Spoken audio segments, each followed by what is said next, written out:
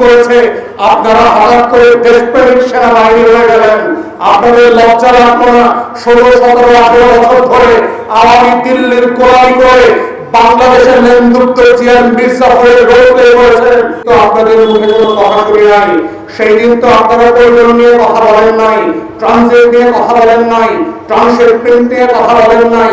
আজকে হঠাৎ করে 18 বছরের দিল্লির গোলামি থেকে যেদিন বাংলাদেশকে 24-এর 1400 শহীদ মিলে নতুন করে শহীদ হয়ে এই দেশকে স্বাধীন করেছে, আপনারা হঠাৎ করে দেশপ্রেমিক সেনাবাহিনী হয়ে গেলেন। আপনাদের লজ্জা লাগলো না? 16, 17, 18 বছর ধরে আওয়ামী দিল্লির গোলামি করে বাংলাদেশের নেতৃত্ব জিয়ান মির্জাফরের রোল প্লে করেছেন। আজকে দেশের মানুষকে বোঝাচ্ছেন অন্তর্বর্তীকালীন সরকারের কি করা উচিত এবং কি করা উচিত না।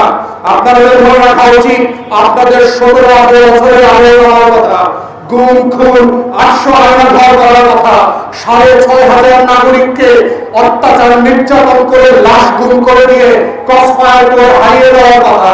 অতএব মনে রাখতে হবে, কোনোভাবে বাংলাদেশকে সিকিম আমরা হইতে দেব না। বাংলাদেশের 24-এর রক্ত দিয়ে যারা বাংলাদেশ স্বাধীন করেছে, আবু সাঈদের মুগ্ধের রক্তের প্রতিটা ফোঁটায় দেয়ালে দেয়ালে বলে দেওয়া আছে, কোন ফেরাউন মির্জাফর জগৎ শেখ আর নেতৃত্বটির কাছে সিকিমের মতো করে বাংলাদেশ আর বাড়া দেওয়া হবে না। বাংলাদেশের পাড়ায় মহল্লায় দেশপ্রেমিক জনতা যেখানে যেখানে আছে তারা আবার প্রতিহত করবে। তাই আপনাদেরকে বলছি, পেশাদারিত্বের জায়গায় ফিরে আসেন। আপনার চাকুরির সীমা সাংবিধানিক জুরিসডিকশনের বাইরে আপনারা কথা বলবেন না। দেশের শহীদের রক্তের উপরে আপনাকে যে দায়িত্ব এই দেশের মানুষ দিয়েছে, এটার উপরে আমরা এখনো আস্থা রাখতে চাই।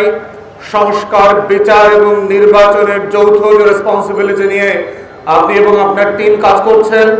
আমরা অবশ্যই এই ব্যাপারে বারবার বলেছি এবং বলবো যে আপনার টিমের অনেক সদস্য, অনেক উপদেষ্টা তার দায়িত্ব পালন করতে বারবার ব্যর্থ হয়েছেন। এর মানে এটা না যে প্রফেসর ইউনূসের মতো ব্যক্তির উপরে এই দেশের মানুষের আস্থা নাই হয়ে গেছে। আমরা অবশ্যই আপনার উপরে আস্থাবান এবং আস্থা রাখতে চাই শেষ পর্যন্ত, আগামী বছর জুন পর্যন্ত যেই ডেডলাইন আপনি দিয়েছেন। কিন্তু যেখানে যেখানে আপনাদের উপদেষ্টারা ফেল করছে দায়িত্ব পালন করতে, তাদেরকে আপনি দায়িত্ব থেকে অব্যাহতি দেন। অব্যাহতি দিয়ে যেখানে যোগ্যতম উপদেষ্টা নিয়োগ করা দরকার, রিপ্লেস করা দরকার, দেশের মানুষের স্বার্থ রক্ষা করা দরকার, সেই জায়গাতে বেটার অল্টারনেটিভকে আমরা দেখতে চাই। আপনি কোনোভাবে দায়িত্ব থেকে পিছপা হওয়ার সুযোগ নাই। বাংলাদেশ রাষ্ট্রের দায়িত্ব নেওয়াটা এটা বিকালবেলা সন্ধ্যার আগে 26 খেলবার মতো অবস্থা নাই। এটা শেষ পর্যন্ত গাছ নিয়ে খেলে যেতে হবে এবং দেশের মানুষের পক্ষে আপনি যতদিন কাজ করবেন, আমাদের পক্ষ থেকে আমরা আপনাকে সমর্থন করব, যৌক্তিক ন্যায্য সমালোচনা করব। রাষ্ট্র এবং নাগরিক সাপেক্ষে পিছপা হওয়ার সুযোগ নাই। যেই দায়িত্ব আপনাকে দেশের মানুষ, কোটি কোটি শহীদ পরিবার, জুলাই বিপ্লব